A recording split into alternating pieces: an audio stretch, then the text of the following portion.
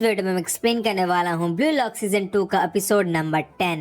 Video के शुरू में हमें इसागी और रेन को दिखाया जाता है, जो लोग सेकंड हाफ के लिए एक्साइटेड तो थे, लेकिन उनके सामने अभी एक नया चैलेंज आ रखा है और ये चैलेंज का नाम है शिदो। शिदो अभी जापान अंडर 20 के साथ खेलने वाला था और ये चीज़ दोनों को ही बिल्कुल भी पसंद नहीं आ रहा था।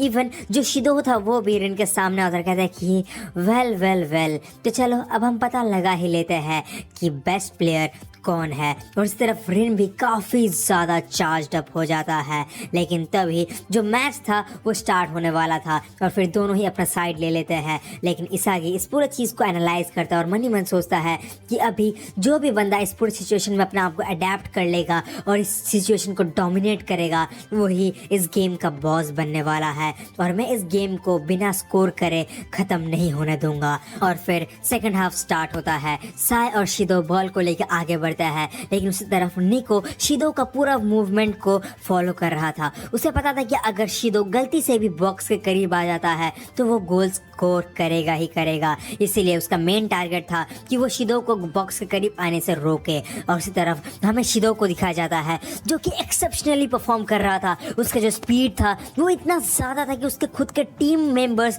शॉक्ड हो गए थे उसका स्किल को देख के। वो किसी का भी नहीं मान रहा था, वो टीम प्लेइंग तो नहीं कर रहा था, उसके लिए ये गेम 11 on 11 नहीं बल्कि 1 against 21 प्लेयर्स था। शिदो काफी आगे निकल जाता है और इसी मौके का फायदा उठाते हुए साय शिदो को डायरेक्ट पास देता है। शिदो के पास बॉल आ जाता है, लेकिन ये देखते ही चिगिरी उससे बॉल छीनने के लिए आगे बढ़ता है, लेकिन तभी शिदो शेंदो को पास देता है, जिसकी वजह से चिगिरी का जो ध्यान था वो शेंदो की तरफ चला जाता है और इसी बीच शेंदो फिर से शिदो को पास देता है। ऐसे ही वो लोग आगे बढ़ रहे थे, लेकिन तभी जो शेंदो था वो बॉल सीधा साय को पास देता है। साय के सामने गोल पोस्ट था, सबको लग रहा था कि अभी साय एक शॉट मारेगा और सीधा एक क्लीन गोल स्कोर करेगा। साय एक कस के शॉट मारता है, लेकिन वो बॉल गोल पोस्ट की तरफ नहीं मारता बल्कि वो शिदो की तरफ मारता है।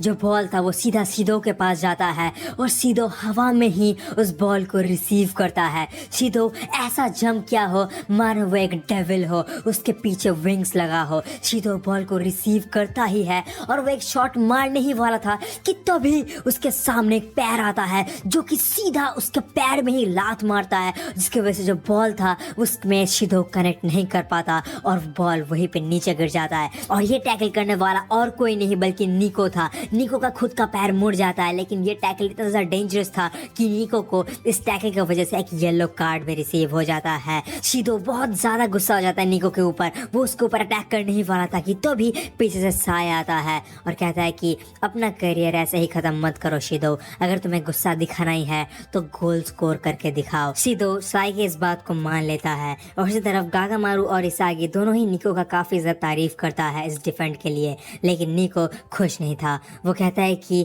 बगैर फाउल किए मैं इसको कभी भी नहीं रोक सकता और यही खासियत है शिदो का। शिदो ने अपने गेम को काफ़ी ज़्यादा इम्प्रूव कर लिया है। उसके और साय के बीच में एक परफेक्ट केमिस्ट्री और केमिकल रिएक्शन बैठ चुका है और वो लोग शेंदो को एक डिकॉय की तरफ यूज़ कर रहा है जो कि काफ़ी ज़्यादा खतरनाक है ब्लू लॉक के लिए। निको बताता है कि कैसे वो अपने आंखों की मदद से पहले ही सब कुछ देख लिया था, पहले ही सब कुछ भांप लिया था, लेकिन फिर भी शिदो का जो स्ट्रेंथ है, जो उसका स्पीड है वो इतना ज़्यादा है कि निको उससे बॉल ढंग से नहीं छीन पाया। और ये सब सुन के इसागी एकदम शॉक्ड रह जाता है, लेकिन तभी निको के पैर में काफ़ी ज़्यादा दर्द होने लगता है। निको एकदम अपने पैर को पकड़ लेता है और इसागी कहता है कि क्या तुम ठीक हो, क्या तुम्हें रेस्ट करना है, लेकिन तभी निको कहता है कि नहीं, मुझे रेस्ट नहीं करना, मुझे इस गेम को खेलना है। मैं पहले ही काफ़ी ज़्यादा टूट चुका था जब मुझे पता चला कि मैं एक स्ट्राइकर नहीं बन सकता, लेकिन मेरी इन आंखों की मदद से मैं अच्छा इस तरीके से डिफेंड कर पा रहा हूँ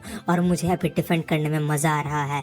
कुछ भी हो जाए इसागी, हमें इस गेम को जीतना ही होगा, हम इस गेम को जीत के ही रहेंगे। और उसी तरफ हमें दिखाया जाता है कि जितने भी ऑडियंस थे वो सब क्रेजी हो रहे थे इस मैच को लेके। फैंस काफ़ी ज़्यादा एक्साइटेड थे क्योंकि अंडर 20 टीम को अभी एक फ्री किक मिल चुका था और उसी तरफ हमें दिखाया जाता है कि फ्री किक लेने के लिए वहाँ पे शिदो और साई खड़ा था। शिदो बताता है कि साई ये फ्री किक मुझे मिला है तो मैं ही इसको एग्जीक्यूट करने वाला हूँ, और वो अपने सामने देखता है कि सब लोग वॉल बना के खड़े थे। लेकिन तभी साई कहता है कि क्या तुम्हें सच्ची में लगता है कि यहाँ से डायरेक्ट किक करना एक सही डिसीजन होगा?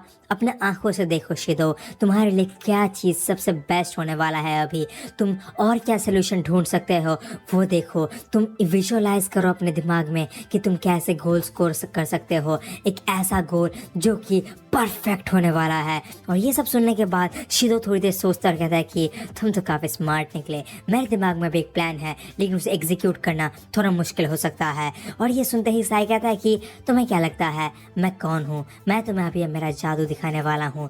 और ये सुनते ही जो शिदो था वो हंसता है और फिर विसल बजता है और शिदो बॉल के किक करने के लिए भागता है। वो एकदम बॉल के करीब आता है लेकिन तभी वो एकदम से एक फेक आउट दे देता है और बॉल के आगे निकल जाता है। ये देख के सब कुछ शॉक हो जाता है कि शिदो ये शॉट को नहीं मारता, और तभी पीछे से साई आता है जो कि बॉल को हिट करने वाला था। ये सब देख के ही जो चिगिरी था उसको समझ में आ जाता है कि अभी साई बॉल को शिदो को पास करने वाला था और शिदो बॉल को गोल की तरफ हिट करने वाला था, इसीलिए चिगिरी पहले ही भाग जाता है। वो अपना फुल स्पीड का यूज करता है और तभी साई भी बॉल को किक करता है जो कि सीधा शिदो की तरफ जा रहा था। चिगिरी शिदो से पहले उस बॉल को रिसीव करने के लिए जंप मारता है लेकिन वो 1 इंच से रह जाता है। बॉल सीधा शिदो के पास जाता है। शिदो हवा में ही उस बॉल को कस के किक मारता है जो कि सीधा गोल की तरफ जाता है। वो बॉल इतना स्पीड से आता है कि गागामारू रिएक्ट भी नहीं कर पाता और वो सीधा गोल होता है। और इसी के साथ अंडर-20 टीम का भी दूसरा गोल कंप्लीट हो जाता है। शिदो का ये गोल देख के जितने भी फैंस थे वो लोग पागल हो जाते हैं। जो अंडर-20 के टीम मेंबर्स थे वो लोग बहुत ज़्यादा खुश होते हैं। लेकिन उसी तरफ ये न्यूज़ ब्लू लॉक 11 के लिए एक नाइटमेयर था। सब लोग काफ़ी ज़्यादा शॉक थे। इसागी मन ही मन सोचता है कि ये शॉट इतना ज़्यादा इनक्रेडिबल था। इन दोनों के बीच का जो केमिकल रिएक्शन है वो एक सुपर ह्यूमन लेवल का है। इसागी शिदो का जो रिफ्लेक्स था उसको देख के शॉक था। उसको अभी भी यकीन नहीं हो रहा था कि शिदो ने इतनी बढ़िया तरीके से एक ऑन एयर वॉली शॉट मारा है जो कि सीधा गोल हुआ है। और ये सब देख के इसागी को पता चल गया था कि कुछ भी हो जाए उसको अभी लेवल अप करना ही होगा और तभी जाके वो लोग इस गेम को जीतेंगे। लेकिन तभी इसागी देखता है कि पीछे से जो चिगिरी था वो एकदम से अपना पैर पकड़ के बैठ जाता है क्योंकि उसके पैर में एकदम से क्रैम्प्स आना चालू हो चुका था। और इसी तरफ जो निको था उसका भी जो दर्द था पैर में वो बहुत ज़्यादा बढ़ जाता है और वो भी घायल हो जाता है। और इसी तरफ हमें ईगो को दिखाया जाता है जो उन दोनों को देखता और कहता है कि ये चीज़ बहुत ही बुरा है, ये चीज़ हमारे प्लान के मुताबिक तो बिल्कुल नहीं चल रहा है। और ऊपर से जो अंडर-20 टीम है उसमें शिदो और साई दोनों ही काफ़ी बढ़िया खेल रहे हैं। दोनों के बीच में जो रिएक्शन है वो काफ़ी बढ़िया से सेट हो चुका है। तो अभी हमें प्लान चेंज करना होगा, हमें एक नया कार्ड पुल करना होगा। और उसके बाद हमें दिखाया जाता है कि जो वहाँ पे चिगिरी था वो मन ही मन सोचता है कि नहीं, ये नहीं हो सकता, इतने क्रूशियल मोमेंट पे आके मेरा बॉडी ऐसे ही गिव अप नहीं कर सकता। आई विश कि मैं और थोड़ा सा प्रैक्टिस कर लिया होता। इसागी उसको कंसोल करता है लेकिन तभी हमें सब्स्टिट्यूशन का बोर्ड दिखाया जाता है जहाँ पे निको और चिगिरी को रियो और हायोरी रिप्लेस करने वाला था। हमें दिखाया जाता है कि चिगिरी डग आउट की तरफ जाता है लेकिन वो बहुत ज़्यादा इमोशनल हो जाता है, वो लिटरली रोने लगता है। जो देख के जो ईगो था वो कहता है कि क्या हो गया चिगिरी, तुम्हें रोना आ रहा है, तुम्हें बुरा फील हो रहा है? अगर तुम्हें इतना ही बुरा लगता है तो तुम्हें पहले ही और ज़्यादा ट्रेनिंग करना चाहिए था ताकि तुम्हारा बॉडी एंड विसल तक तुम्हारा साथ दे। और इसी तरफ हमें रियो को दिखाया जाता है जो नागी से पूछता है कि नागी कहीं मैंने तुम्हें ज़्यादा वेट तो नहीं करवाया? लेकिन तभी नागी उसकी तरफ घूमता और कहता है कि नहीं, मुझे हमेशा से पता था कि तुम यहाँ पे आओगे, तुम फिर से मेरे साथ खेलोगे।